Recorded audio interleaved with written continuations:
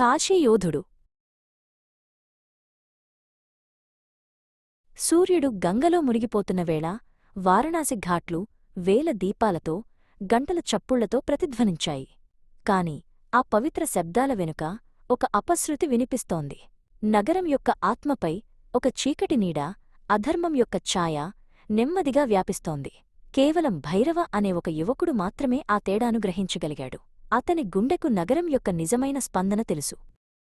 సమాధానాల కోసం భైరవ మణికర్ణికా ఘాట్ సమీపంలోని ఇరుకైన సందులలో నివసించే జ్ఞాన అనే వృద్ధురాలి వద్దకు వెళ్లాడు. ఆమె నగరం యొక్క రహస్యాలను కాపాడే జ్ఞానవృద్ధురాలు. అమ్మా, మన కాశీ ఆత్మ ఎందుకు బలహీనపడుతోంది అని అతను వినయంగా అడిగాడు. నాయనా, ఇది అధర్మం యొక్క ఛాయ. మనుషులు ధర్మాన్ని మరిచి కేవలం ఆచారాలకే పరిమితమైనప్పుడు పుట్టే ఆధ్యాత్మిక విషమిది అని జ్ఞాన వివరించింది.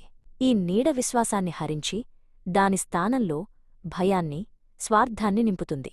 నీవు ఈ నగరం ఎంచుకున్న యోధుడివి. శక్తి నీ ద్వారా ఈ అధర్మాన్ని ఎదుర్కొంటుంది.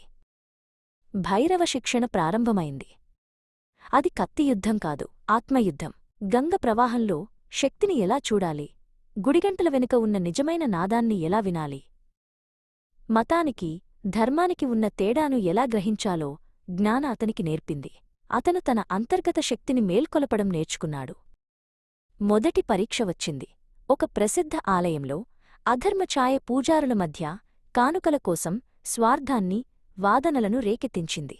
గర్భగుడిలోని పవిత్ర అగ్ని దాదాపు ఆరిపోయే స్థితికి వచ్చింది. ఆ సమయంలో భైరవ అక్కడకు చేరుకున్నాడు. భైరవ తన చేతులతో పోరాడలేదు.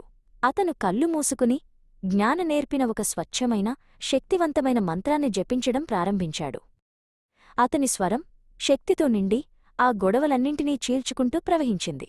అతను ఆ స్థలం యొక్క నిజమైన ధర్మాన్ని ఆవాహన చేశాడు.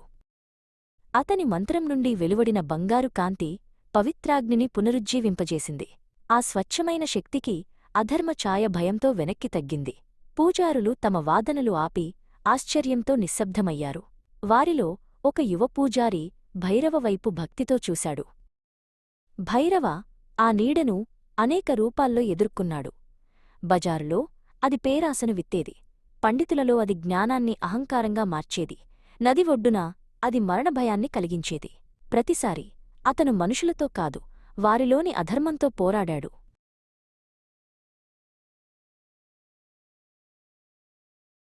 చివరి ఘట్టం వచ్చింది. నగరం యొక్క సామూహిక సందేహంలోనే ఆ నీడ యొక్క గుండె ఉంది. భైరవ మణికర్ణికా ఘాట్కు వెళ్లాడు. చావును చూసి భయం అత్యంత బలంగా ఉండే ప్రదేశమది. ఆ నీడ గంగపై నిరాశ, శూన్యవాదం యొక్క సుడిగుండంగా మారింది.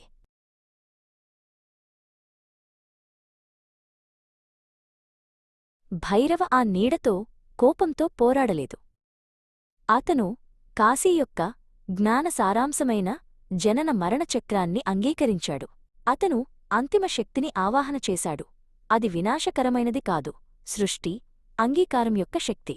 అతను స్వచ్ఛమైన సనాతన ధర్మానికి ప్రతీకగా నిలిచాడు. ఆ కాంతి చీకటిని నాశనం చేయలేదు, భయాన్ని అవగాహనగా మార్చింది. నగరం మళ్లీ ఊపిరి పీల్చుకుంది. దాని నిజమైన ఆధ్యాత్మిక హృదయం బలంగా కొట్టుకోవడం ప్రారంభించింది. యోధుడు భైరవ చంపడం ద్వారా కాదు, బాగుచేయడం ద్వారా గెలిచాడు.